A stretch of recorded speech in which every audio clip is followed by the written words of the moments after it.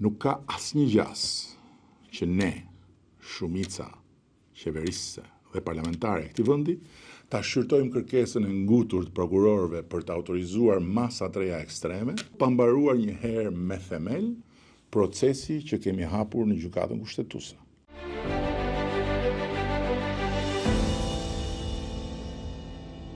Kreshnik, është në kërkesë nxituar e SPAK-ut për heqjen e imunitetit të Ballukut? Shikon, në radhë parë, nxitimin apo ngadalësinë e SPAK-ut e vlerëson GKO-ja.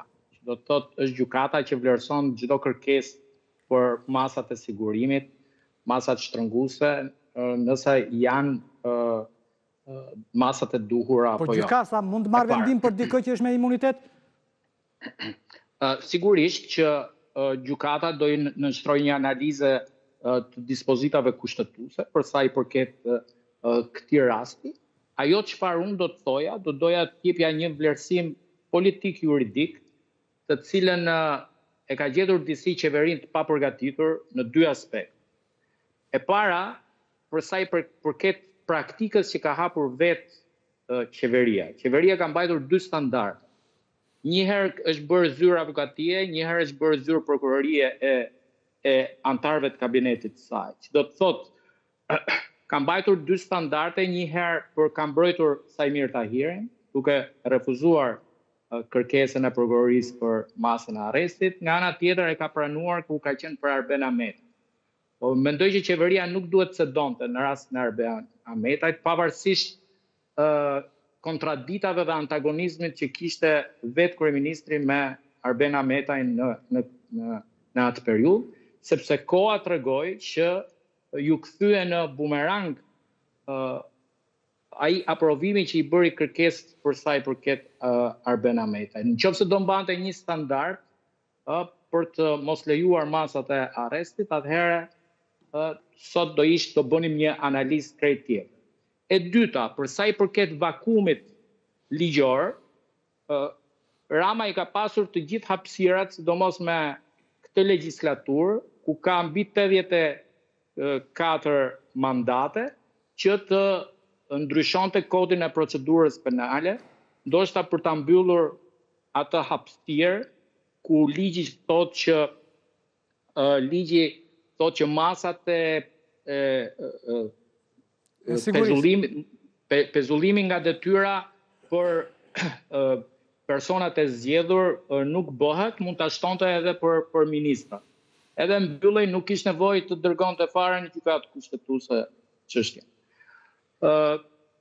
Tani për sa i përket kësaj situate, mendoj që gjithë debati është duke po tentojnë të fitojnë kohë, po qoftë 20 ditë, qoftë 2 javë, qoftë 1 muaj do kalojnë. Përsëri do të vi dhe 20 janari, sikur të shtyhen 20 ditë, do jemi përballë një situate në të cilën unë mendoj më tepër se Balluku. Rama është bërë i ndërgjegjshëm që nuk mund të hapet shtegu i miratimit çdo masë arresti, sepse nesër mund bëhet kërkesë edhe për kryeministrin. Dhe sot e ka kuptuar që duhet mbyllur ky shteg. Duhet ta kish kuptuar që kur u bërë për Arben Ahmetin, sado kontradita që kish me Arben Ahmetin. Kjo është analiza ime politike për standardin e gabuar dhe dyfisht që vendosi dhe për vizionin e shkurtër që kishte vetë Partia Socialiste për antarët e kabinetit të vetë. Antarët e PD-s kanë firmosur përthirrjen e komisionit të mandateve. Mundet të mblidhet apo mundet të refuzohet nga socialistët? Po mbledhja nuk do të thotë vendim. Mbledhja dhe mund të realizohet, çështja është kush do të jetë vendimi. Dhe unë parashikoj që ajo që unë them ka mbindjen e plot që vendimi më shumë se sa për zonjën Balluku është për të mos lejuar më një praktikë në të ardhmen që prokuroria speciale të çojë me masa arresti deputet apo ministra që janë me mandat deputeti. Mendoj që këtu do mbyllet, nuk kam sepse domethënë a duhet është gjë krejt tjetër. Unë po them se çfarë do ndodh, dhe kam bindje të plot që kërkesa do të refuzohet. Edhe thash, jo për Ballukun. Zoti Beçi, ju jeni paq veteran në drejtësi sa dhe zoti Spahiu. Dhe dini, besoj ju kujtojnë gjithë rastet gjithë precedentet e heqjes së imunitetit të deputetëve. Në mos gabojmë parit i shtequr Azem Hajdarit? Ka qenë Ilir Meta, kanë qenë dhe 2 ish ministra për Gjepuka. Jo, ata janë më vonë, shumë më vonë, Gjepuka me Gensruli, janë 94-95. 94. Jo, po Është Ilir Meta, është Azem Hajdari. Tani cilat janë precedentët, duke e përplasur me këtë deklaratën e Ramës që poshtë është duke zbatuar precedentët ligjor, apo është po krijon një alibi për të mbrojtur numrin 2 të qeverisë tij? Shiko, është kjo e dyta. Është kjo e dyta dhe në pikpamje teknike procedurale. Në rast se ndiqni me vëmendje gjithë diskursin që kryeministri përdor, si në serialin Symsy, si në serialin Flasim, nuk ka lidhje, absolutisht janë 2 procedura komplet të ndara. Krijohet një kakofoni e qëllimshme. Procedura që është iniciuar në gjykatën kushtetuese është procedurë që i përket një çështjeje penale tjetër, kurse procedura që është iniciuar në Kuvendin e Shqipërisë është një procedurë që i përket një çështje penale tjetër. Dhe parimi i masave të sigurimit në kodin e procedurës penale, në të drejtën procedurale penale është që të caktohet mas sigurimi për çdo fakt penal i cili është më vete. Dhe çfarë kuptojmë? Fakti i refuzimit nga gjykata kushtetuese të vazhdimit të një masë sigurimi pezulluese. Këtu qëndrojmë. Nuk ka lidhje. Ju dhe pastaj Stefan. Të ndalojmë. Tani, nuk ka lidhje. Apo ngutet paku, kur ende nuk është marrë vendimi për kërkesën e parë që është bërë, donë që pezullimit nga posti ministrës nërko tani donë pa u shqyrtuar kjo kërkon një mas tjetër. Po duke shpjeguar, po krijohet një kakofoni shumë e madhe. I ndajmë. Kemi çështjen penale numër 1. Është kërkuar pezullimi. Ka jurist pro, ka jurist kundër, hajde të hymë ta diskutojmë. Ndërhyn kryeministri në gjykatën kushtetuese të Republikës së Shqipërisë dhe thotë, më shiko këtë vendimin pezullues. Është një tjetër problem pse është legjitimuar, se në pikpamjen time, kryeministri i Republikës së Shqipërisë ndërhyn në gjykatën kushtetuese për interpretimin abstrakt të ligjit, jo për interpretimin individual aq më tepër të faktit që i kemi një vendim gjykate, nuk kemi as akt normativ, as ligj. Iku kjo pjesë, është çështja penale numër 1. Gjykata kushtetuese, pavarësisht mendimeve tona, ka thënë, jo, ti si gjykatë e posaçme e ke gabim, nuk do bësh pezullimin, do ta ngurtësoj derisa të vendosur në themel. Iku kjo. Prokuroria e posaçme ka iniciuar një çështje në çështjen penale numër 2, nuk ka lidhje me çështjen penale numër 1. Mas sigurimi. Është për një dosje tjetër, jo për atë dosje tjetër. Është dosje tjetër, është kërkesë tjetër, është koncept, jo është fakt penal komplet tjetër, dhe është kërkesë për një mas sigurimi që nuk ka lidhje fare me masën e pezullimit. Se kush e këshillon serialin Symsy nuk ka arrit ta kuptoj. E bën Kastilja më burë, nuk ka lidhje kjo masë me masën e dytë. Të ndalojmë ke masë e dytë e sigurimit. Prokuroria e posaçme thotë, unë kam një çështje penale për një person i cili ka imunitet. Imuniteti hiqet në kuvend, unë do e çoj në kuvend. Fakti që shkon në kuvend, këtu ndalojmë pasaj ke vullneti politik i mazhorancës, e jep apo nuk e jep imunitetin. Dhe pastaj fillojmë në analizat politike që bëri me drejt zoti Spahiu.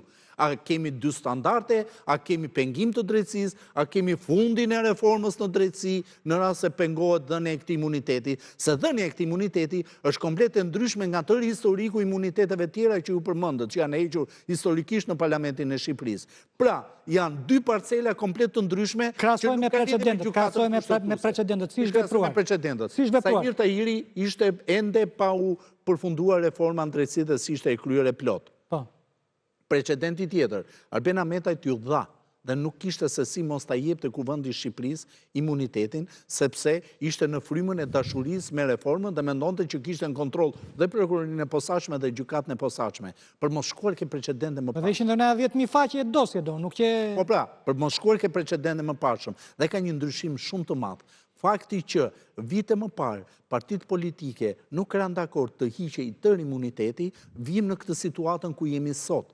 Në rast se ti ke pranuar të kesh një prokurori të posaçme, e cila të qëllon lart dhe do të qëlloj vetëm korrupsionin kundër zyrtarëve të lartë, atëherë mos hiqi vetëm imunitetin për ushtrimin e ndjekjes penale, mos hiqi vetëm imunitetin për përgjimet, por duke rënë dakord me 140 vota, ti ke rënë dakord që ke një prokurori objektive, atëherë nuk mund të kesh ndikime politike, se në fundit imuniteti politik çfarë nënkupton? Një prokurori politike që të ndikoj politikisht. Këtë dyshime. Atëherë në rast se ti nuk i ke këto dyshime, hiqe fare imunitetin. Kjo është pjesa e parë. Dhe pjesa e dytë, që është patjetër një kakofoni e qëllimshme, që do të çojë patjetër në një përplasje mes një pjesë të drejtësisë me politikën që kanë qenë deri tani baballar të reformës në drejtësi. Nesër do kthehen në njerë këtë reformës në drejtësi në rast se nuk japin imunitetin, sepse është e thjeshtë fare, nuk ka lidhje fare vendimi gjykatës kushtetuese, madje gjykata e posaçme në rastin konkret që është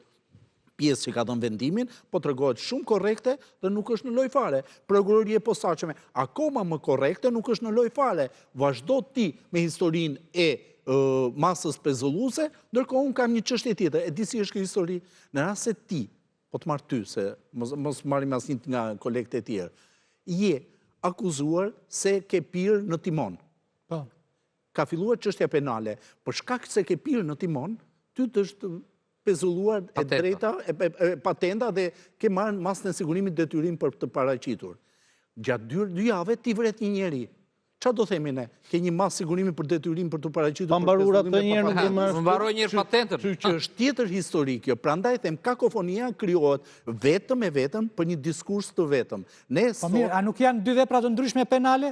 Janë vepra të ndryshme, janë fakte të ndryshme penale. Masa të ndryshme. Masa të ndryshme. Shiko, e kapi shumë mirë zoti Babaram. Janë një dosje, një çështje, Don korrupsion njëra, korrupsion tjetra, ndërsa kjo vrasja me drejtimin e makinës në gjendje të dehur janë 2 gjëra, 2 vepra të ndryshme. Të shpjegoj këto. Në rast se vjedh ke vrime e llogaras, paktën kështu është nga teknikët, që nuk është ne. Në rast se vjedh ke vrime e llogaras, është tjetër në rast se ti vjedh një dyqan rrobash. Dhe të dyja mund të quhen vjedhje, po janë të ndryshme. Dhe prokuroria për njërën ka filluar çështje penale, për tjetrën e fillon më pas. Do të caktoj çdo masë sigurimi për çdo vepër penale. Madje teoria e procedurës penale një edhe faktin që brenda një çështje ti mund të kesh kryer 2-3 vepra penale, po gjykohesh vetëm për një çështje penale, në një çështje penale me 3 fakte penale. Nuk e pengon prokurorin që për çdo fakt penal të caktoj një masë sigurimi. Nëse ke për 3 vrasje, quhet vrasje. Por për çdo nga këto vrasje ai mund të caktoj një masë sigurimi më vete për shkak të afateve të paraburgimit, për shkak të arsyeve të ndryshme të cilat mund të çedojnë edhe mund të rrezikojnë zbatimin e 7 lote. Po jym vetëm ke fakte konkret. Por është e sigurt që kjo kakofoni që krijohet duhet ta përgatisë opinionin publik në një përplasje serioze mes 2 pushteteve. Pushtetit ekzekutiv dhe ndaq legjislativ ta marrim se 84 votëra i ka me pushtetin gjyqësor. Stefan? Spaku arriti më në fund të tregoj që është totalisht i pamvarur në vendimarrjet e tij. Ra dhe miti i fundit që Rama kontrollon Spakun, ra të gjithë argumenti politik i ndërtuar në kaq kohë që është një seksion i Partisë Socialiste, thoshin ca. Në një moment arritën ty tha që goditën Belindën, do më thënë kërkuan mas sigurimi me arrest për Belindën, për të sformuar skandalin e Akshit, do më thënë ishin marrëzirat të kësaj natyre. Spaku tregoi që është organ drejtësie i ndërtuar në praktikat më të mira të alatëve. Këtë betejë procedurale me shumicën qeverisëse për imunitetin e Ballukut, e fiton apo jo? Kush e fiton? Kjo është betejë. Çfarë ti bëj numrave të parlament Spaku? Ndikon në hetimin. Keni të bindur ju. Spaku e ka mbyllë hetimin. Ai është vullnet politik. As do ja di fare. Ajo do shkojë në rrugën e vet. Një minutë. Mund të shkojë në gjykim me imunitet. Zëvendës kryeministri në gjykim aty, ngrihet dhe thot profesioni, zëvendës kryeministri i Republikës së Shqipërisë. Ulu thot. E akuzuar. Ço ulu. Ço ngriu. Po, çaj je, ministri i infrastrukturës, mirë ulu, poshtë. Ngriu e pandeu, ke për të njëpë. Ka dhe ligjit e kriminalizimit dhe ta eqë. Do me thënë, këta e kanë tunë shteti shqiptarë në të deregje. Kanë aq frikë, sa duan që të venë për para ti gjyqtarit, para trupës gjykues si zëvendës kryeministër dhe si ministër. Kaq frikë kanë. Ai tjetri ka frikë do të vi si kryetar opozite. Po unë jam kryetari opozitës, si dënoni ju kryetarin opozitës. Domethënë deri në këtë pikë kanë arrit këta. SPAK-u me vendimarrjet e fundit i ka qerr maskën e Edi Ramës. Ka treguar përpara qytetarëve shqiptarë atë çka ishte në të vërtetë. Është armiku më i madh i strukturës posaçme. Armiku më i madh. Armiku më i madh i sistemit drejtësisë në absolut. Ka 13 vjet kryeministër, nuk ka investuar në asnjë moment në infrastrukturën gjyqësore. Në asnjë moment. Se kërkojmë llogarinë e themi pse nuk janë strukturat e tjera, domethënë gjykatat e gjitha, pse nuk janë si SPAK-u. Nuk ka investuar në asnjë moment në infrastrukturë. Në gjykatën e apelit Tiranës nuk kanë gjyqtar të kutrin në zyra, është zotëri. Janë të mbuluar me dosjet. Merrni kamerën dhe hecë shikoni në çfarë kushtesh punojnë. Domethënë është politikë qeverisëse, është politikë qeverisëse, t'i lëm pa investim. Në teknologji, në infrastrukturë, në mjedise, në burime njerëzore, në të gjitha, është politikë qeverisë. Gjykata kushtetuese është në Ivrim miu arti. Është në shturpi Zotit që ne kemi gjykatë kushtetuese. Në çdo vend të botës, qytetëruar, gjykata kushtetuese është pasqyra kombit. Në gjykatën e lartë në Amerikë është keqen bësh foto më është jashtë. Godinat janë në formë tempulli. Po pikërisht çfarë tregon, sepse aty është themeli i shtetit. Është politikë, jo vetëm e Ramës. Po ne të godinë e Komitetit Qendror e kemi. Godinën më të rëndësishme që kemi. Tempulli pra, tempulli se aty ka lindur të gjithë. Pa tempull dorim. Tha diçka interesante, është kush e këshillon keq ta zoti Beci. Në fakt, Frika është këshilltar i keq. Edhe ai duke mbrojtur Ballukun thjesht zoti Rama po mbron veten, edhe i ka dalë për zot sa gjë. Sepse duke hequr të maskën e dashnorit të drejtësisë dhe duke shkuar në një përballje frontale me drejtësinë, tregoi që, si tha dhe Sefa, ai ka një frikë atavike ndaj drejtësisë, sepse janë 20, çfarë po bën? Po bën 20 e ca vite në pushtet në një formë apo në tjetrën. Nuk është gisht jashtë. Dhe me këtë mbrojtje që bën, është duke treguar se ai do të pengojë, madje do kërkoj dhe bashkëaksioner në këtë luftën. Përse donë, se deri tani nuk e ka penguar. Deri tani ne kemi nxjerrë disa herë insertin që thoshte që kush ka probleme me drejtësinë, PS-ja nuk është zyrë avokatije, të marrë avokat dhe të përballet. Ka ndodhur disa gjëra në këtë periudhë. Po me që ka thënë kur ishte kryetari fusharzit e zotripët e likartë të tjera. Të gjithë pa përjashtim. Pati një gjë, ai kujtoi ose me mendjen e vet mendoi sepse duke u pozicionuar njerëzit kyç në procesin e vettingut, kujtoi se kontrollon të një pjesë të procesit dhe do të fuse në trast reformë drejtësi. Madje besuan, sepse gjithë ky korrupsion... 140 veta për ato votuan. Jo, përveç asaj. Se menduan do kapin në një do fusin në trajs, po ja mori rrugës. Kishte ndodhur kjo në këtë periudhë. Në momenti që drejtësia po reformuoi, mbeti stani i paroje. Edhe këta në këto vitet që stani mbeti i paroje, morën çka kishte, dhi, bakti, djath, i morën që të gjitha. Tani që erdhi i zoti drejtësia, i gjeti të gjitha në kryeministri këto gjëra. Dhe tani ky thot, mos hajdin me patlake, po se si do vi ai me ai atë detyrë ka të vi, të ushtroj detyrën e tij, kush e ti që e përcakton, ti je një pushtet tjetër. Dhe ai tregon vetëm frikën e tij. Dhe ajo që po bën me Belinda Ballukun është kjo. Ai mund të fitoj kohë nga njëra anë, sepse po fiton kohë, duket, të shtyhet deri në të presim vendimin e gjykatës kushtetuese.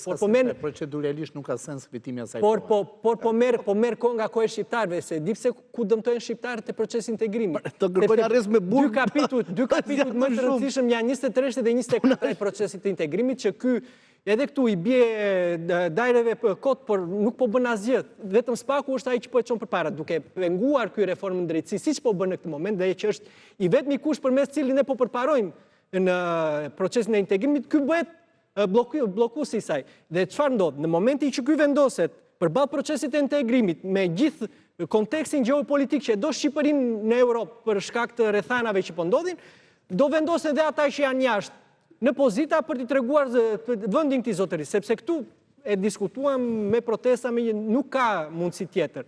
Do jenë ata ndërkombëtar që e ndërtuan reformën drejtësisë, që i dhanë këtij mundësinë të luante si baba Ti beson se e ka humbur mbështetjen ndërkombëtare Rama, se po të kemi parasysh komisionerja Kos, ajo tha një gjë doon që na çuditi të gjithëve, që tha doon zgjedhjet ishin të lira dhe të ndershme. Kur në gjithë faqet e raportit komisionerja është teknokrate. Ajo atë detyrë jo, është postpolitik, ajo postpolitik, komisionere është ministre. E ka detyrë funksionale të mbyll hundët. Komisioni Evropian zori raportit tash konkurruese, mbyll ajo histori, mbaroi. Ja po t'jap një shembull shumë të freskët.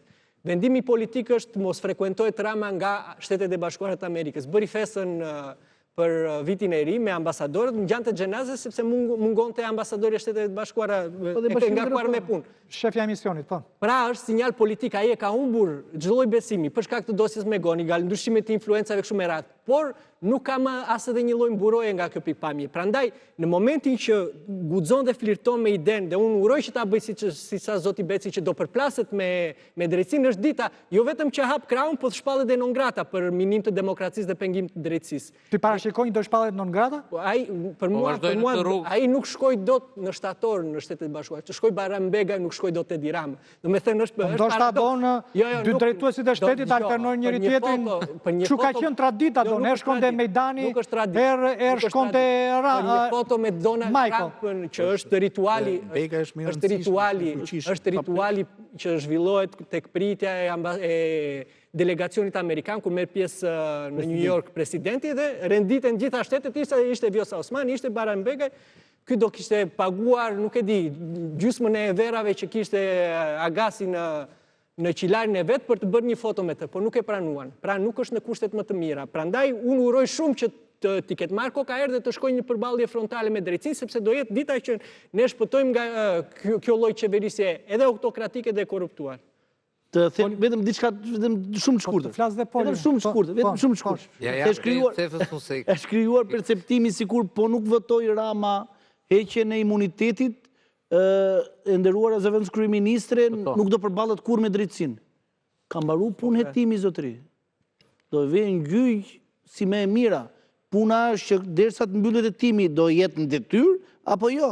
Do jetë në arrest shtëpie apo arrest me burg? Sepse SPAK-u thotë unë kam element veprës penale që thonë që më orientojnë për caktimin e një mase sigurimi personal që është ai arrestit o në shtëpi ose. Po mos është nisur nga motive emocionale të shtova ta pezulloj dhe jo, thot me metoda operacionale të specializuara të SPAK-ut, specialet e timit, kam arritur në konkluzion, thot që ti ke intimiduar dëshmitarët. Po ka dhe një gjë tjetër, se më fal. Duhet lidh proceduralisht e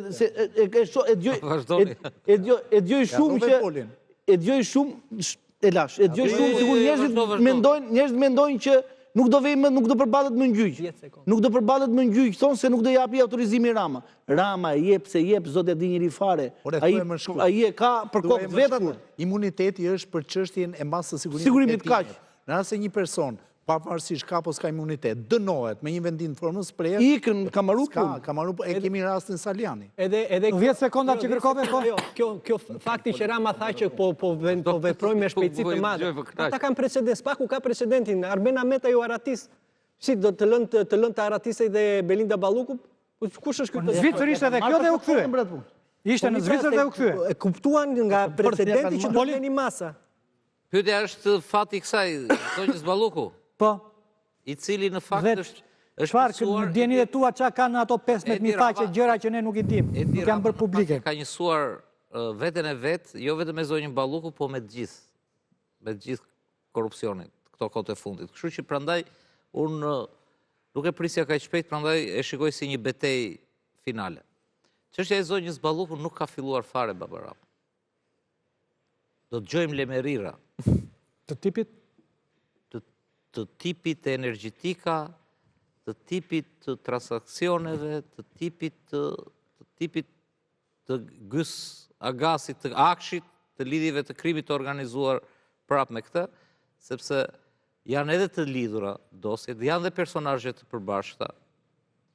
Çështja është që dhe kaq sa ka, sepse dikush më thoshte mua në një studio, Baba Rama? Po të dëgjoj. Thoshte, ky SPAK-u tendencioz, dikush që po e mbronte, tendencioz, pse ja ka ndarë, pse ja kanë darë Unazën, se Unaza fillon të tegu, mbaron të tegu. Po, 7 lote janë, sa janë duhet. Po pra, pse ja kanë darë në 7 çështje? Po. Në 7 akuza. I thash unë sepse ashtu e ndau vetë ajo. Është bëri 7 qoka, e ke parasysh. Bëri 7. E bëjmë të shmangur të nderimin ndërkombëtar. Dhe ato janë 7 akuza, vetëm ato, pa tunelin. Nuk po të them kur të filloi energjetika dhe tjera që kanë dalë qashtu. Nuk po të them për hetimin e pasurisë. Dhe në këtë kuptim, ata e din shumë mirë. Edi Rama, këtë ta them me informacion, gjithë të kohë që po e bëjmë neve që po bën si budalla, si naiv, si kështu, gjithë të kohë vetëm është konsultuar me jurist. Nga më të mirët, shqiptar, nuk po e përjashtoj Ulsimanjë, nga më të mirët në Shqipëri, shqiptar dhe tuaj. Dhe i kanë thënë, nga pikpamja, Jo diri këtu, nga pikpamja procedurale juridike, nuk ka asnjë shans, vetëm fitim kohë, blerje kohë. Kjo ka vetëm një zgjidhje politike. Zgjidhja politike është në parlament. Dhe në qoftë se ky do futet në këtë rrugë, atëre është paralajmëruar në sa herë që hapin gojë ndërkombëtar, thonë vija e kuqe është Spaku, vija e kuqe është Spaku, vija e kuqe është Spaku. Okej. Dhe në qoftë ky do ta çojë në këtë përplasje, është fat i madh për Shqipërinë dhe ne do shikojmë një përplasje nga pikpamja e fakteve që ka grumbulluar Spaku, po të shikojmë një përplasje mes Shteteve të Bashkuara të Amerikës, Bashkimit Evropian, te ky ligji për Ballkanin Perëndimor thoshte për herë të parë, se ka bërë dhe Bideni si këto, po thoshte për herë të parë këto masat për sekuestrime, bllokime, viza non grata, për herë të parë kishte frazën që janë në bashkëpunim me Britaninë e Madhe dhe me Bashkimin Evropian. Pra nuk shpëton dot kur të fush sekuestro ty ai, edhe kur të fuz ndalesa, që mos shkosh dot, jo vetëm në SBA, si tani është mirë Berisha, thotë, në mosh jam çdo vete në SBA, edhe s'vete. Mos dalësh dot nga Shqipëria fare. Kështu që çomangen, jam shumë dakord. Çomangen e kanë mbi kokë. Se çfarë do zgjedhin? Prokuroria e posaçme deri më sot me veprimtarinë e saj. Me veprimtaritë që do shohim më tej, me vazhdimin e gjykimit, me përplasjen e palëve në gjykim, do koalidohet dhe gjykata e posaçme, sepse e rëndësishme është kuptojmë të gjithë të përplasje që kanë palët me njëra tjetrën dhe të gjithë të përplasje që shkojnë ke prokuroria e posaçme, prapë në ndim të vjen ligji. Prokurori ka dyshime dhe prova të arsyeshme për të çuar në gjyq. Ti, në rast se ke shumë pretendime, qoftë dhe politike, që t'ja ngritur, t'ja nsajuar prova apo masa sigurimi të këtij lloji, do përplasesh në gjykatë. Dhe gjykata është ajo që në fundit do vlerësoj, kemi të bëjmë me një hetim të plot dhe objektiv, apo kemi të bëjmë me të drejtën që ka politika apo mazhoranca për të mbajtur një qëndrim politik. Por, ti të mbash një qëndrim para se të bëhet një gjykim i plot dhe ta pengosh këtë gjykim të plot është e padrejtë. Dhe të pengosh këtë gjykim të plot është e padrejtë, qoftë dhe duke ndërhyrë në kompetencën që ka prokuroria për të kërkuar një masë sigurimi dhe për ta vendosur gjykata. Dhe më mbetet shumë merak për të thënë që nuk është e vërtetë që në Shqipëri masat e sigurimit caktohen pa vendime gjykate. Ka një vendim gjykate. Në gjitha rast. Prokuroria kërkon gjykata vendos. Se si e kemi gjykatën, është tjetër problem dhe këtë e vlerëson po brenda sistemi. E vlerëson gjykata e apelit, gjykata e lartë. Të gjithë të element nuk kam pse hidhen në publik për të thënë që kemi në Shqipëri arreste në burg pa vendime gjykate. Jo, në Shqipëri jemi të shqetësuar për diçka tjetër, që ka shumë të paraburgosur dhe ka pak të dënuar. Tu jam shumë dakord, sepse kjo reformë ka sjell vetëm faktin që ka mbetur një ishull shumë i suksesshëm që mund të jetë gjykata e posaçme dhe prokuroria e posaçme, dhe pjesa tjetër i harron njerëzit në burg për shkak të ngarkesës, për shkak të mungesës profesionalizmit, ndonjëherë për shkak mungesës dhe të infrastrukturës. Dhe jam shumë dakord me shqetësimin e ekzekutivit që i bashkohet Këshillit të Europës që ka një vërejtje thelbësore për Shqipërinë, që arresti në Shqipëri është shumë i tepruar dhe mbi të gjitha masat e sigurimit janë shumë më tepër se dënuarit. Çfarë do thotë kjo? Kjo do thotë që në Shqipëri gjyqet zvarriten. Ja fjalën se të fuzë Kreshniku në bisedë. Kreshnik, një nga rastet më të bujshme dhe më të suksesshme të një prokurorie të posaçme është ai i Rumanisë, ndoshta nga të parat që u krijua. Ajo don gjithë klasën politike që nga Iliesku i vitit 1990 e deri tek ai pak muajve më parë, të gjithë doni i ka quar në bankën e ata akuzuarve. Por, aty doon politika u bë bashk dhe vendosi doon që t'i heqi kompetencat, ta çmontoi spakun në rumun. A ka shenja se mund të ndodhë një gjë e tillë në kuvendin e Shqipërisë? Unë parashikoj që jo. Nuk mendoj që do ketë një konsensus të Partisë Socialiste dhe Partisë Demokratike përkatësisht të Ramës dhe Berishës për të ndërhyrë në një amendim të Kushtetutës Republikës Shqipërisë për të suprimuar prokurorinë speciale si institucion i pavarur. Mendoj që ky është një kapitull i mbyllur dhe sigurisht që ajo që po ndodh në Shqipëri është pak a shumë jo skenari rumun, po skenari i Kosovës, ku ata të cilët votuan prokurorinë speciale sot janë në bankën e të akuzuarve dhe sigurisht që janë bërë pishman edhe në Shqipëri, gjithë ata të cilët e votuan. Në fakt aty situatën e zgjidhi ambasadori amerikan, kur thanë nëse zhbëni gjykatën e posaçme, marrin sa të marrin parlamentin. Po aty është bon stili, ne këtu s'kemi në i bon stil. Unë mendoj që edhe në Shqipëri e zgjidhi ambasada amerikane. Kemi bazën e Kosovës. Historinë e një deputetit të cilën e thirrën në vitin 2015 kur që për të votuar reformën dhe kur doli 2 orë nga ambasada i thanë çfarë thanë, lërë thanë se më nxorën aq shumë gjëra sa i kisha harruar në jetën time që i kisha bërë. Mund të shtoj diçka Kreshnik? Sepse nga deputetët më kanë thënë, nga ata kanë thënë, ti, familja jote, fëmijët e tu, nuk do dilni dot nga Shqipëria. Ai s'kishte dosje. Do me thënë, deri në atë pikë.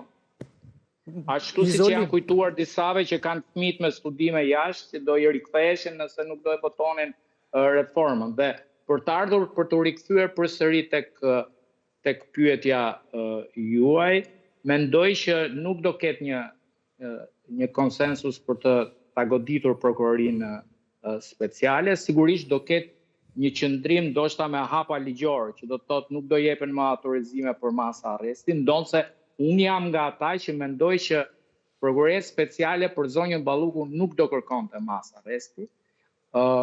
Kjo është treguar me veprimet e prokurorisë, në fakt. Ju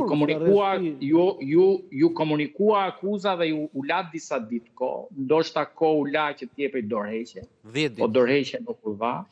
Pastaj u kërkua masa e pezullimit nga detyra me qëllim që të hapej një praktik për të shmangur atë që tha zoti Beci, pra që masat e arrestit konsiderohen masat më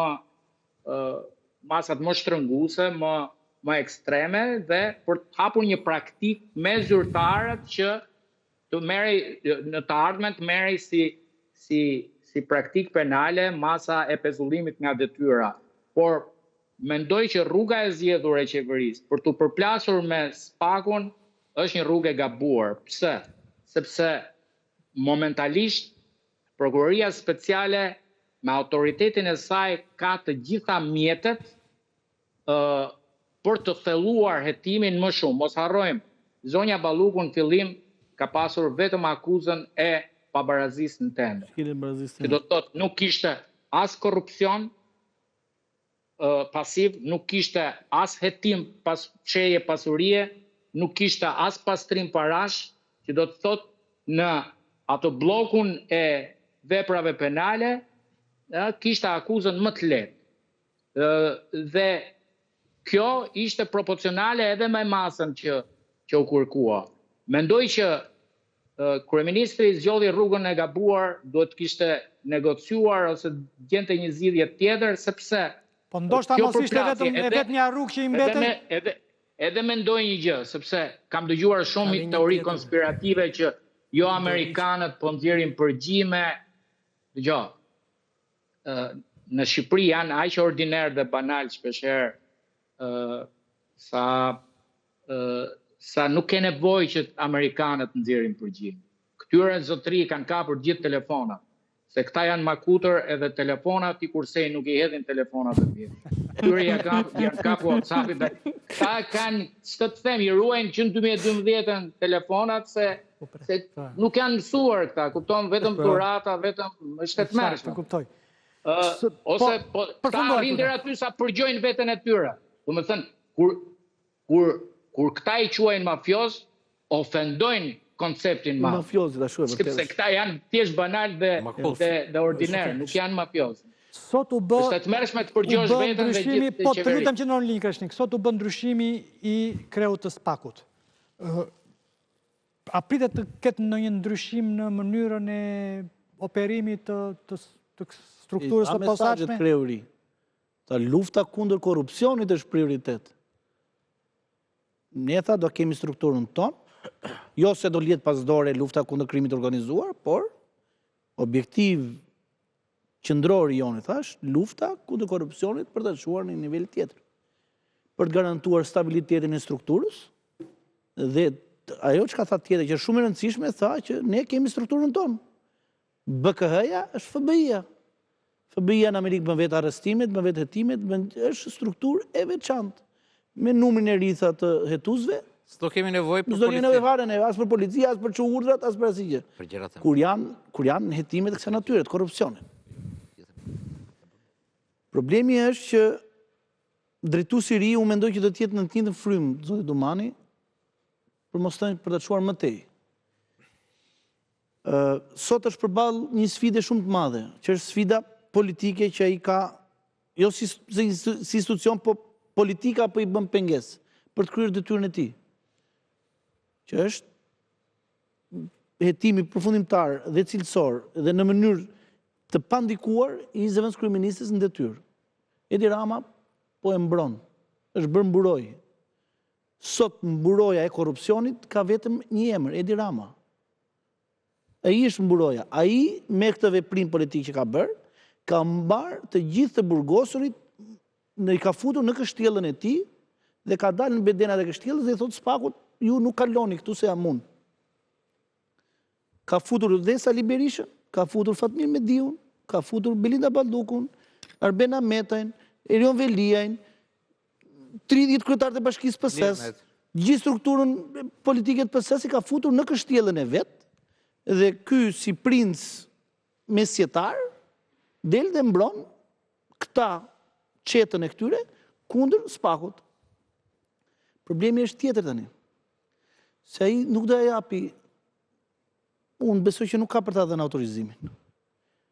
Por ajo dosje me 16.000 faqe nuk është më as në dorën e SPAK-ut më tani. Se ka vajtë te politika, e kanë marrë ata USB-n. Janë adela ajo dosja rrugëve, ne çfarë i bëjmë ne tani? Mos ta lexojmë. Sa dosja kanë dalë rrugëve? Dosja e zgjedhjeve në Dibër, dosja e zgjedhjeve në Dibër. Ka një kollazh me kjo, jo, se ato Dibrët e kam pa vetë zotëri se kam qenë avokat atje po. E kam parë që flisin muhabete. Jo, ajo dosja është për na kujtuar që vetëm një transkript. Nuk është si tjerat kjo, tani nuk është si tjetër rrugëve dhe tjetër të mbetet rrugëve. Ju njini të dy, dhe Dumanin, besoj, njini dhe Dumanin dhe Bram. Stefa mu kujtua një oficer policie i vjetër që i thoshin ore si do punosh. Edhe i kishte një përgjigje formul për të gjithë shefat e vetë. Thot, deri tani kemi punuar shumë mirë, por nesër do punojmë më mirë. Akoma.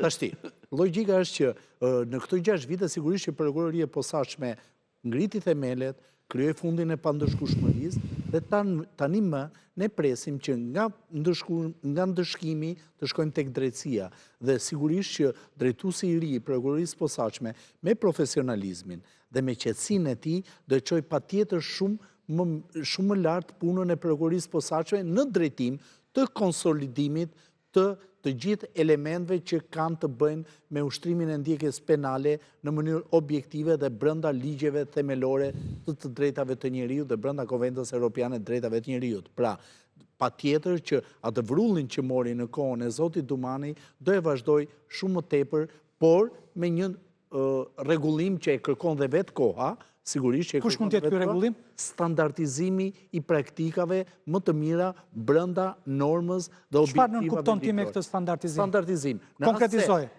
në asë vite më parë, Byroja Kombëtare e Hetimit te kalonte kompetencat, shpeshherë kryente edhe veprimet të cilat nuk ishin brenda standardeve të lirive dhe drejtave të një apo të një procesi të rregullt ligjor. Po ja, për shembull, vetëm ti referohesh retorikës te seriali Sy më Sy, arrin të kuptosh që mund të kishte ndonjë intimidim dëshmitarësh, mund të kishte ndonjë sekuestrim telefonit të tejkaluar, mund të kishte një element i cili nuk zbatoi në mënyrë rigoroze nga oficerët e policisë gjyqësore në raport me ushtrimin e të drejtës së mbrojtjes nga ana e avokatëve Karshit Pandeuri që kishte prokurori e posaçme. Këto element kanë filluar të përmirësohen që me zotin Dumani dhe besoj që me zotin Brao këto element do perfeksionohen shumë më tepër, sepse dhe vetë Byroja Kombëtare e Hetimit do marrë tjetër frymë, ka tjetër standardizim, nuk mund të jenë më oficerët më pa përvojë, janë oficerët të cilët do kontrollohen shumë më mirë për sa i përket standardit të lirive dhe drejtave themelore të njerëzit. E them edhe një herë, në rast se prokuroria e posaçme e arriti qëllimin për t'i dhënë fund pandëshkueshmërisë, tashi ka për detyrë të tregojë që duhet patjetër nga ndëshkimi të shkojmë te drejtësia e plot brenda standardeve. Poli? Shiko, ka një janë të drejta këto, por tani është një lloj sikur të themi, e ke parasysh, s'kemi pulën të hamsorën, çështja është kjo. Ne diskutojmë natë për natë në për studio dhe këtu dhe gjithandej diskutojmë për procedura. Del kryeministri diskuton për procedura, dalin analistët diskutojnë për procedura. Seriale, dalin avokat ta po shqyejnë buxhetin e shtetit duke kërkuar rritje pagash. Dhe harrojmë Babaramo, dhe harrojmë tmerret e një buxheti që është dhe në terë, është maksimal, domethënë për shembull 180 milion në vit të akshit. Rreth 600 milion të ministrisë së kësaj për kaq vite. Dhe harrojmë që politika, prandaj e votojmë, prandaj kemi zgjedhur aty, ekzekutivi, qeveria, ore ka një farë, ta kam shkelur më procedurën, prandaj se ndryshe ngelen pa punkta, ta kam shkelur procedurën avokatët. Ore dhe të drejtat e njerëzit, ka gjykat Strasburg. O zotri, po ndo për korrupsionin, për atë llokun që thua ti, do flas njeri? Ta dëgjojnë kërcyen të dy këta juristët. O Babaramo. Pse nuk është e vërtet që kanë kërkuar shoqatat e gjyqtarëve dhe të prokurorëve rritjen e pagave. Edhe me të drejtë. Indeksimin e pagave, nuk kanë kërkuar rritje pagave. Indeksimin, A kam miratu ligjaj apo jo? A kam miratu ligjaj? Pastaj, shiko, edhe konteksti. Edhe ai thot po shqyr buxhetin. O Babaramo. Dikujt i kujton pagën. Buxheti shqyr duke vjetër, E ti çfarë thot ky Agasi olla? Çdo gjë që kemi me 2 do ta bëjmë me 4. Çdo gjë që kemi me 4 do ta bëjmë me 8. Kur dikujt i kujton pagën ka 2 arsye. Kur dikujt i kujton pagën ka 2 arsye.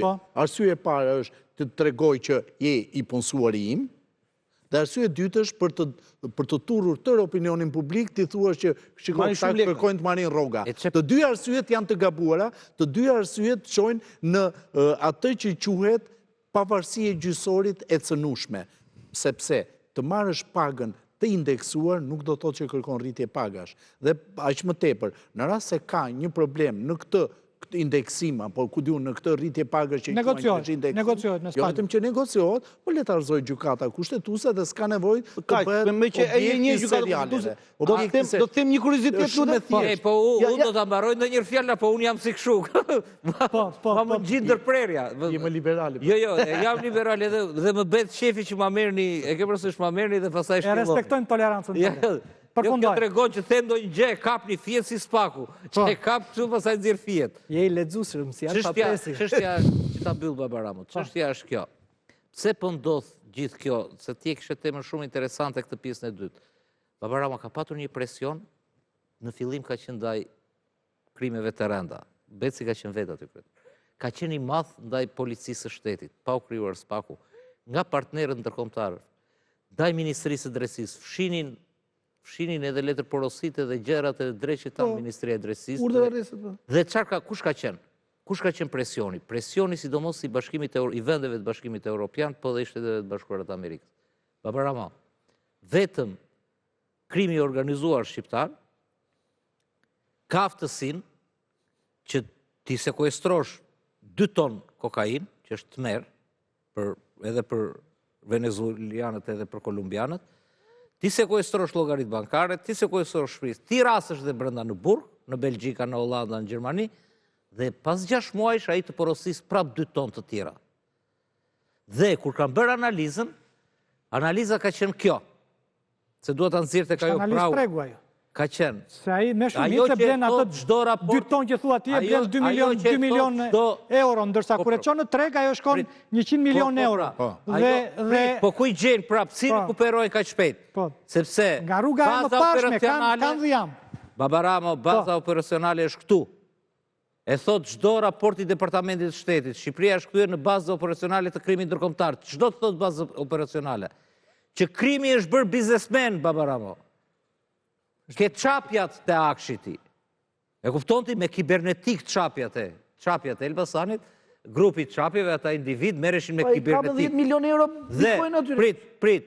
Dhe kush i jep? Dhe kjo e mbylla. U vun 2 baste. Bastet ishin këto për kreun e SPAK-ut. Ose unë me logjik ja jepja Xholit, me logjik se të dy i barazoja. Pse? Se SBA thot krimi organizuar ndërkombëtar e tjerë. Apo jo? Çështja e trafikut drogës që është që janë bërë si kështu.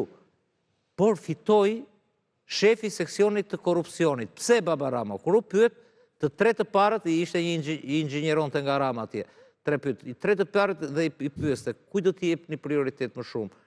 Krimit të organizuar, ata 3 parët janë një lloj. I vetmi ishte Bravo që tha, dëgjoj, krimi organizuar tha furnizon korrupsionit, tha ushqen korrupsionin dhe anasjellës. Dhe kjo është dalja në shesh e lidhjes. Kush e bën Baba Ramo krimin e organizuar biznesmen? Kush e jep lejen e ndërtimit? Kush e fut te Akshi? Kush e fut te klotet, te rrugët? Kush e fut kush i jep resort? Kush i jep toka? Kush i jep park? Dhe ky krim që është bërë biznesmen i madh këtu dhe kush ju jep lek dhe biznesmenve që u lodhen me bankat, se ju japin dhe kesh, u lodhen me bankat që të vazhdojnë punën. Dhe, po se mbarova fjalin, dhe po su kput kjo, andej në Holland do vazhdojnë të vinë vaporët nga Amerika Latine dhe ky është qetësimi i vërtet i SBA-s edhe i partnerëve. Për të Poli thaj, përshkroi atë seancën e pyetjes zotit Brau sikur ishte vendimtare, ndërkohë vendimi, domethënë, ishte marrë gjaj një natë përpara, ditë përpara, muaj përpara, se pam që vite zvëndës ndihmës sekretari për 3 herë postimet ambasadë amerikane me të njëjtën foto, domethënë, kishte është fatkeqësi nga një anë që ne kemi Po fatmirësisht që janë? Jo, është fatkeqësi nga një anë që ne kemi nevojë për Shtetet e Bashkuara të na bëjnë drejtësinë, të na mbajnë si ato domatet me fill në këmbë, por është e domosdoshme dhe fakti që ka një dorë. Fatkeqësi që ndryrën për kufijt amerikanët, duhet të kishim ndarë vetë. Duhet të kishim. Mi tani ti e di pozicionin ti për të, e mora si. Për shtet normal, po. Po mirë, po përfundoj. Fakti që ka një vullnet amerikan qartu është garanci që të jetë e paprekshme nga aktorët politikë që janë në hallexhin më të madh këtë moment dhe hallexhiu kryesor është Edi Rama dhe e ka humbur të betejë me SPAK-un sipas me. Mund të fitoj kohë, por nga ana tjetër kjo kohë është shumë e çmueshme për të kuptuar ne qartë edhe ata që vazhdojnë të mbështesin atë, se si ky po i vendos fytyrën e vet korrupsionit që në dosje del sikur e ka bërë zonja Balluku, por ka një vullnet politik këtu, se nuk mund të jetë edhe Akshi dhe Ministria e Infrastrukturës, dhe Bashkia e Tiranës, dhe AZBR-ja, gjitha bashkë, edhe bien këto, por ka denominatori për bashkë mbeten në këmbë, pra dhe këto vazhdojnë, pra është Edi Rama problemi. Pra ju besoni se SPAK-u do shkojë dhe tek Rama? Ka shkuar, më bëbëron. Unë kam kohë që ta kam të këtu. Do të them se e hodhe atë pyetjen që parë që këta juristët reaguan me njëherë për lidhjen me pagat. E ke dëgjuar kryeministrin thotë se sa është efekti financiar në buxhet shtetit? Po pra. Një numër, sa është? Vjet ka qenë 200 e ca milion duke. Jo, rritja. Sa është? 10 milion, 40 milion, 50, sa është? Ta thotë një vlerë. Nuk e di.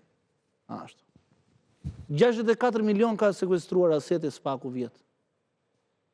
300. Jo, ka të konfiskuara ka kaluar në emër të shtetit. Ato janë proces. Sa kanë prokurit e rreth? Ato janë të ngrira. Ka dhe një gjësefa. Tani, kanë një pikë në ligj që 10% të këtyre aseteve mund kalojnë për investime për strukturat e posaçme për gjykatë. vetëm me ato lek, po bën disa investime në GKO. Mund ta plotësoj në një gjë Që nga 2004 që kur është ndërtuar Godina. Godina shumë më vonë, janë 2004. Okej, në 2008 më duket. Vetëm një fjali se jemi në fund. Po vetëm një fjali jana se jemi në fund tonë. Që nga 2008 viti parë që po bën rikonstruksione dhe ndërhyrje në atë Godinë është ky tani. Vetëm vjet, duke ndjekur fillin e SEF-ës, vetëm vjet nga tenderimet e pakryera nga buxheti i shtetit ishin diku te 285 milion euro sepse nuk firmosin kështu verbaz më njerëzit, sepse ka një efekt deterrent. Kjo është diçka pozitive për interesat e qytetarëve. Dhe kjo duhet të rrëfyer më shumë se sa ato pagat për një emision tjetër. Ky ishte emisioni për sot, rishqemi të hënën tjetër. Natën e mirë të gjithëve.